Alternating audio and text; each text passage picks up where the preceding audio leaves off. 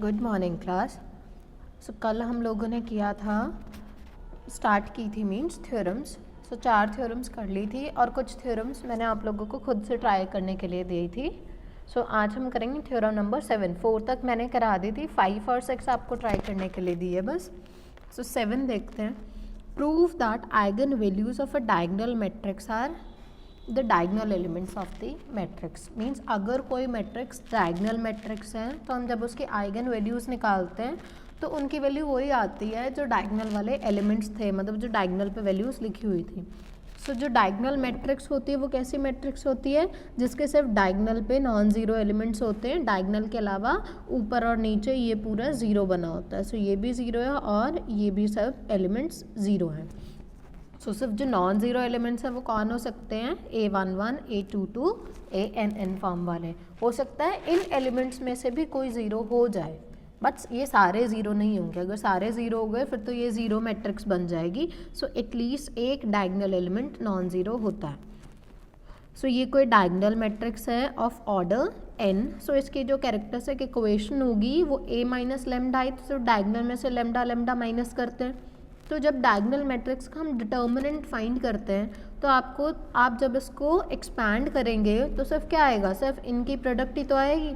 So A11 minus lambda into A22 minus lambda and so on up to ANN minus lambda, ऐसे ही आएगा। और जो eigen values होती हैं वो इसके रूट्स ही तो होते हैं, तो ये तो ऑलरेडी फैक्टराइज फॉर्म में आई है, इसके ऑलरेडी हमें n फैक्टर्स नज़र आ रहे हैं। तो इसकी n वैल्यूज़ क्या क्या होंगी, first value will be lambda minus A11 is equals to 0, so lambda is equals to A11। Similarly A22 minus lambda is equals to 0 given है ना, आप इसको ऐसे लिखो या वो लिखो, जो मर्जी लिख लो, इक्वल्स टू में तो 0 ही है ना। So lambda is equals to A22। सो ये जो डायगोनल वाले एलिमेंट्स हैं यही क्या आ रहे हैं, इसकी आइगन वैल्यूज़ आ रही है। सो यही हमें प्रूफ करना था। सो दिस कंप्लीट्स योर प्रूफ। अब देखते हैं नेक्स्ट थ्योरम। ये बिल्कुल सेम जैसे हमने अभी 7th थ्योरम की है, बिल्कुल सेम ही होने वाली है। क्या है statement, prove that eigen values of a triangular matrix are the diagonal elements of the matrix. So हमें क्या करना है, ट्रायंगुलर मैट्रिक्स के इस बार फाइंड करनी है आइगन वैल्यूज़। सो जब ट्रायंगुलर मैट्रिक्स होती है तो या तो वो लोअर ट्रायंगुलर होगी या अपर ट्रायंगुलर होगी।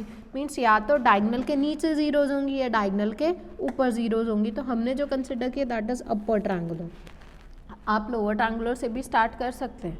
सो अपर ट्रायंगुलर ले ली तो मीन्स डायगोनल के नीचे वाले एलिमेंट सब जीरो होंगे, क्योंकि हम ये जो वर्ड अपर या लोअर लगाते हैं ये नॉन ज़ीरो एलिमेंट्स जहाँ होते हैं उनकी प्लेसमेंट के लिए लगाते हैं। अगर नॉन ज़ीरो एलिमेंट्स ऊपर हैं तो अपर ट्रायंगुलर, अगर नॉन ज़ीरो एलिमेंट्स नीचे हैं तो लोअर ट्रायंगुलर। सो अब इसकी कैरेक्टरिस्टिक इक्वेशन अगर आप फाइंड करेंगे, so A minus lambda is equals to 0, done.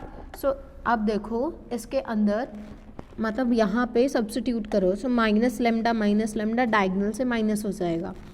पर ये तो हमें फिर भी पता है कि इसका जो डिटर्मिनेंट आएगा, चाहे ट्रायंगुलर मैट्रिक्स हो चाहे डायगोनल मैट्रिक्स हो, वो सिर्फ डायगोनल एलिमेंट्स की प्रोडक्ट आता है। सो डायगोनल एलिमेंट्स की प्रोडक्ट ही आएगा, चाहे आप इसको एक्सपैंड करके देख लें। सो ये टर्म्स आएंगी और ये फिर से हमें क्या देगा, lambda is equals to A11, lambda is equals to A22 and ANN। तो हमें मिले तो फिर से डायगोनल एलिमेंट्स ही। सो आइगन वैल्यूज इसकी भी क्या आ गई, डायगोनल एलिमेंट्स आ गई।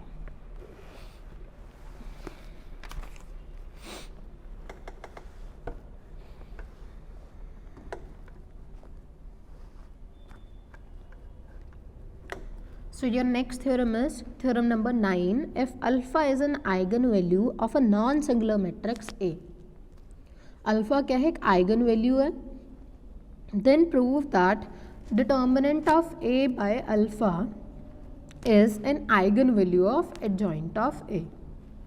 तो इस बार हमें क्या करना है, मैट्रिक्स की आइगन वैल्यू गिवन है, उसकी हेल्प से हमें आइगन वैल्यू फाइंड करनी है एडजॉइंट ऑफ ए की। सो अगर अल्फा आइगन वैल्यू है ए की, so we can write AX is equals to lambda X. So अब दोनों साइड हम एडजॉइंट से मल्टीप्लाई करा देते हैं। सो हमने प्री मल्टीप्लाई करा दिया एडजॉइंट से, तो ये बना। अब देखो यहाँ जो है एसोसिएटिव प्रॉपर्टी लगाई, सो एडजॉइंट ऑफ ए इंटू ए एक ब्रैकेट में आ जाएंगे और ये एक्स एज इट इज़। यहाँ पे जो अल्फ़ा है वो तो एक नंबर है, तो उसका तो कोई इफेक्ट नहीं पड़ेगा, हम उसको बाहर लिख सकते हैं। So adjoint of A into X आ गया, इतना डन। अब देखो adjoint of A into A is what, determinant of A. So determinant of A into I, यही होती है ना इसकी वैल्यू। जब हम किसी मैट्रिक्स को उसके एडजॉइंट से मल्टीप्लाई कराते हैं तो क्या आता है, determinant of A into identity. So ये वही लिखा है। So X as it is, then alpha, और ये वाली टर्म्स तो हमने सेम लिख दी। अब जैसे हमने पहले ए इनवर्स के लिए जब आइगन वैल्यूज फाइंड की थी तो हमने ए इनवर्स फॉर्म का बनाया था। जैसे हम लिखते हैं कि A X is equals to lambda X, तो हमें ए की आइगन वैल्यूज़ मिलती हैं। तो अगर हमें एडजॉइंट ऑफ ए की आइगन वैल्यूज़ फाइंड करनी है तो हमें क्या लिखना पड़ेगा, adjoint of A into X is equals to some multiple of X, हमें ऐसा कुछ चाहिए। So adjoint of A into X यहाँ पे है, इसकी वैल्यू फाइंड कर लेते हैं। इसको इधर भेज दिया अल्फ़ा को, तो ये नीचे आ गया। So determinant of A by alpha, और आइडेंटिटी और एक्स की मल्टीप्लाई करोगे तो एक्स। सो ये देखो adjoint of A into X is equals to some multiple of X. So जो सम मल्टीपल, जो ये मल्टीपल आया है यही तो आइगन वैल्यू होती है। So determinant of A by alpha is eigen value for adjoint of A, and this completes our proof. अब देखते हैं थ्योरम नंबर 10।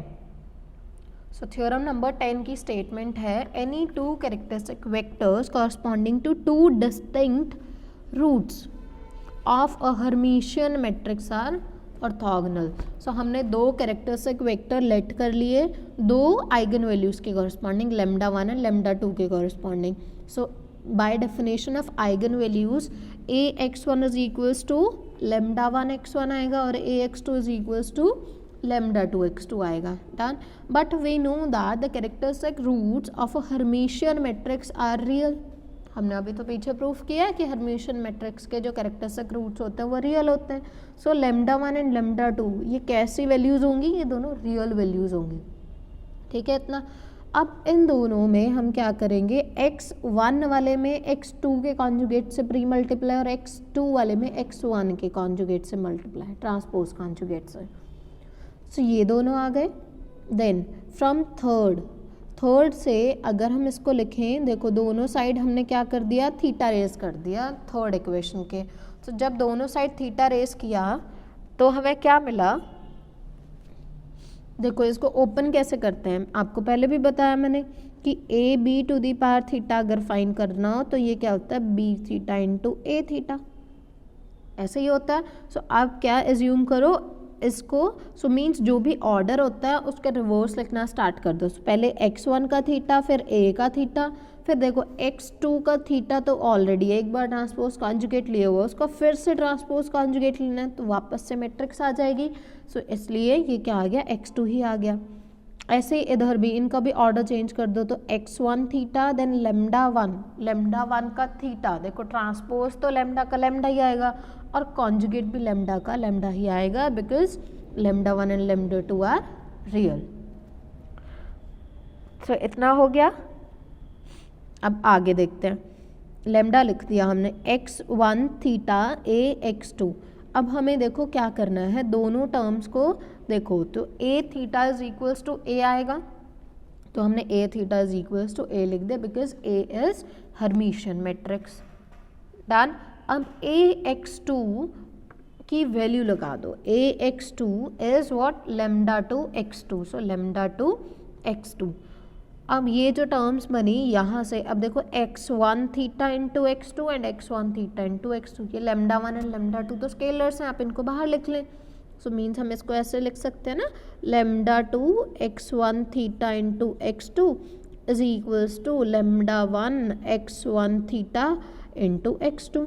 सो दोनों को एक ही साइड ले जाओ और फिर वहाँ से x1 थीटा इंटू x2 ये टर्म कॉमन है। सो हमें क्या मिलेगा, लेमडा 1 माइनस लेमडा 2 या लेमडा 2 माइनस लेमडा 1, जो मर्जी लिखो, इक्वल्स टू में तो जीरो है, माइनस कॉमन लेके लिख सकते हैं।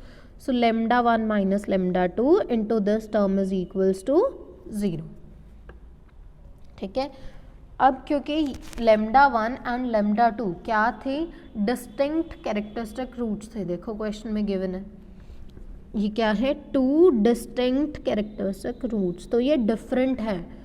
अगर lambda 1 and lambda 2 are different, so क्या लेमडा 1 माइनस लेमडा 2 कभी ज़ीरो होगा? So this is not possible. तो क्या ज़ीरो होगा?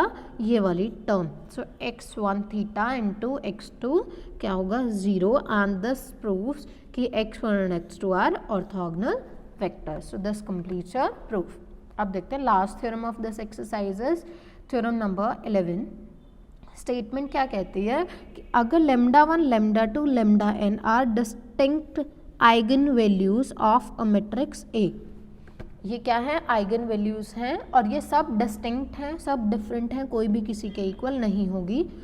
और उनके कॉरस्पॉन्डिंग ये रहे वेक्टर्स, लेमडा 1 के कॉरस्पॉन्डिंग x1, लेमडा 2 के कॉरस्पॉन्डिंग x2, ये सारे वेक्टर्स लिख दिए और ये भी कैसे हैं? Non zero. with these roots then x1 x2 xn. तो ये जो वेक्टर्स होते हैं ये किस टाइप के होते हैं? लीनियरली इंडिपेंडेंट होते हैं. मीन्स अगर आइगन वैल्यूज डिस्टिंक्ट हैं और जो उनके कॉरस्पॉन्डिंग वेक्टर्स आए वो नॉन ज़ीरो हैं, तो क्या होगा? जो वेक्टर्स होंगे वो लीनियरली डिपेंडेंट होंगे. और लीनियरली डिपेंडेंट की डेफिनेशन तो हमें अच्छे से आती है. हम क्या कहते हैं? लीनियर कॉम्बिनेशन को ज़ीरो कंसिडर करते हैं. तो वो जो स्केलर्स आने चाहिए वो सबके सब स्केलर्स ज़ीरो होने चाहिए, तब वो लीनियरली इंडिपेंडेंट होता है. So if possible suppose these vectors are not linearly independent. So अगर ये लीनियरली इंडिपेंडेंट नहीं है तो जब आप लीनियर कॉम्बिनेशन को ज़ीरो लेट करेंगे तो स्केलर्स कोई ना कोई एटलीस्ट एक स्केलर ज़रूर मिलेगा जो कि नॉन ज़ीरो होगा. तो हमने लिख दिया कि a1 a2 an not all zeros, ये सब ज़ीरो नहीं होंगे. अब हमने क्या किया? प्री मल्टीप्लाई बाय ए कर दिया सो दैट कि हम अपनी डेफिनेशन यूज़ कर सके आइगन वैल्यूज़ की. क्योंकि आइगन वैल्यूज़ में अगर लेमडा आइगन वैल्यू होती है तो A X is equals to lambda X हम लिखते हैं ना. सो हम ए एक्स वाले फॉर्म यहाँ बनाना चाह रहे हैं. तो यहाँ x1 x2 तो है, हमें साथ में ए लेके आना है, तो हमने प्री मल्टीप्लाई बाय ए कर दिया. देन क्योंकि लेमडा 1 x1 के कॉरस्पॉन्डिंग आइगन वैल्यू है, so a1 x1 is equals to lambda 1 x1 होगा. सिमिलरली लेमडा 2 x2 के कॉरस्पॉन्डिंग आइगन वैल्यू है तो a x2 is equals to lambda 2 x2 होगा. सो इसी टाइप से ये सारी वैल्यूज़ हम यहाँ लगा सकते हैं. सो इसके प्लेस पे आप क्या लगाएंगे? Lambda 1 x1. इसके प्लेस पे आप क्या लगाएंगे? Lambda 2 x2. इसके प्लेस पे आप क्या लगाएंगे? Lambda 3 x3. अब जैसे आपने ये सारी वैल्यूज़ लगाई हमें ये मिला. अब हम क्या कर रहे हैं? इस बार प्री मल्टीप्लाई कर रहे हैं बाय ए फिर से. ठीक है, अब फिर से हमने मल्टीप्लाई किया तो हमें आया a1 x1 not a1 a ही है ना, मैट्रिक्स a1 तो नहीं है. सो a x1 a x2 a xn यहाँ तक पहुँच गए. सो अब फिर से आ जाओ वापस. So ax1 is equals to lambda 1 x1 and ax2 is equals to lambda 2 x2. ये सारी हमें पहले से पता है, तो ये वैल्यूज़ भी उस इक्वेशन में सब्स्टिट्यूट कर दिया. तो lambda 1 into lambda 1 is lambda square, lambda 2 into lambda 2 is lambda 2 square. तो इस टाइप से ये बन गया. So repeating this process we get. देखो आपने एक बार जब a से मल्टीप्लाई किया तो यहाँ सिंगल पावर आई लैम्डा की. फिर आपने एक और बार मल्टीप्लाई किया तो दो पावर्स आई. तो अगर आप इसी प्रोसेस को कंटिन्यू करते रहोगे n-1 टाइम्स तो आपको लेमडा की जो पावर्स है लेमडा 1 लेमडा 2 लेमडा n, इनकी पावर्स क्या मिल जाएंगी? n-1 तक मिल जाएंगी. सो ये क्या बन जाएगा? एक सिस्टम ऑफ इक्वेशंस. और हम क्या करेंगे? जहाँ पे जो सॉल्यूशंस फाइंड करने हैं उनको हम क्या लेंगे? a1 x1, क्योंकि यहाँ जो सेम कोफिशिएंट्स चल रहे हैं वो a1 x1 सब में है ना. देन a2 x2 ये सब में है. तो हमने क्या किया? जैसे हम लिखते थे ax is equals to b, इसी फॉर्म में लिखते हैं. सो x के प्लेस पे हम वेरिएबल्स लिखते थे x y z. तो हमने क्या किया? x के प्लेस पे a1 x1 a2 x2 an xn ये सब लिख लिए और इनके जो कोफिशिएंट्स है वो यहाँ लिख दिए. सो इसका कोफिशिएंट्स क्या क्या है? 1 1 1 है पहली इक्वेशन में. देन सेकेंड इक्वेशन में लेमडा 1 लेमडा 2 लेमडा n तक. देन फिर पावर स्क्वायर, फिर पावर क्यूब, फिर पावर अप टू n-1. सो ये किस और यहाँ जो इक्वल में टर्म्स हैं ये क्या है? Zero. So ax is equals to zero. So ये कौन सा वाला सिस्टम बना? ax is equals to zero. This is a homogeneous system. So homogeneous system है और क्योंकि ये लैम्डा 1, लैम्डा 2, लैम्डा n ये सारे डिस्टिंक्ट हैं, तो इनसे ये जो इनकी पावर्स लेके जो मैट्रिक्स आएगी वो मैट्रिक्स का डिटर्मिनेंट नॉन ज़ीरो होगा। सो इस ए मैट्रिक्स का डिटर्मिनेंट अगर नॉन ज़ीरो है तो हमारे पास क्या केस होता है होमोजीनियस सॉल्यूशन के केस का, हमें सिर्फ क्या मिलेगा, ओनली ट्रिवियल सॉल्यूशन मिलता है। तो अगर ओनली ट्रिवियल सॉल्यूशन मिलेगा तो ये जो x होगा, इस x की वैल्यू क्या होगी, ज़ीरो, तो ये सब क्या होंगे, ज़ीरो। So, अगर ये सब ज़ीरो हैं, देखो a1 x1 equals to zero, यही आएगा ना यहाँ से, a1 x1 equals to zero, a2 x2 is equals to zero up to an xn is equals to zero, ये सब ज़ीरो आ रहे हैं। But x1 x2 xn it is given to us कि ये क्या है, नॉन ज़ीरो वेक्टर्स हैं, तो ये तो वेक्टर्स नहीं है, तो इनकी प्रोडक्ट जिसके साथ हो रही है वो सेकंड वाला नंबर ज़ीरो होगा, तभी दोनों को मल्टीप्लाई किया तो ज़ीरो आया। So a1 zero, a2 zero, a3 zero up to an, ये सब क्या है, ज़ीरो है। तो जितने भी स्केलर्स हमने लिए थे वो सारे स्केलर्स ज़ीरो आ गए। So this is a contradiction, so our supposition was wrong. So x1 x2 xn क्या है, लीनियरली इंडिपेंडेंट वेक्टर्स हैं। So this completes your proof, and with this theorem आपकी exercise 3.3 की सारी theorems complete होती है।